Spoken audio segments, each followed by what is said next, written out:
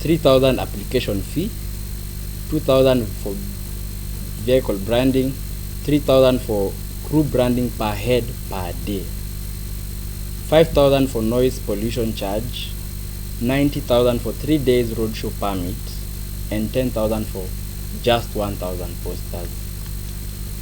There are additional charges for tent branding, banners, billboards, and more.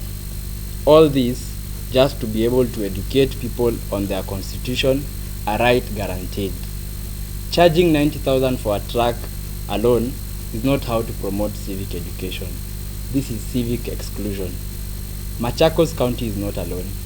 This is a silent reality across the country, with counties charging citizens outrageous fees to access knowledge that should be free.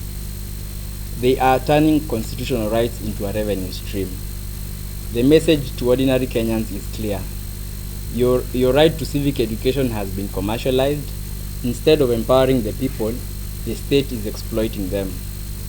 President William Ruto cannot escape culpability here. He declared Katiba Day a day for civic education, and yet offered no roadmap on how Kenyans should be educated on their rights. Worse, when citizens and movements step forward to organize education, they are slapped with unbearable invoices at county offices. How can the head of state proclaim civic education while presiding over a government that blocks it with fees and bureaucracy? Leadership is not about declarations. It is about removing barriers so that rights can be exercised. Mr. President, if you mean what you say, then act and ensure that counties stop extorting citizens and scrap these unlawful charges. There is, however, the way forward. The County Civic Education Bill 2024, tabled in the Senate by Honorable Esther Okenyuri, is still pending before the House.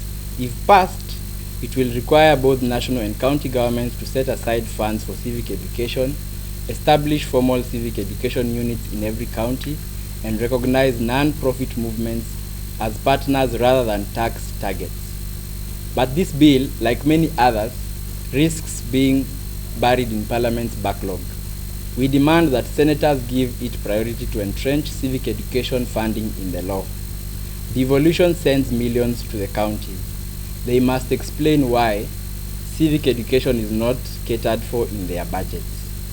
Parliament must allocate, counties must implement, and we need no excuses.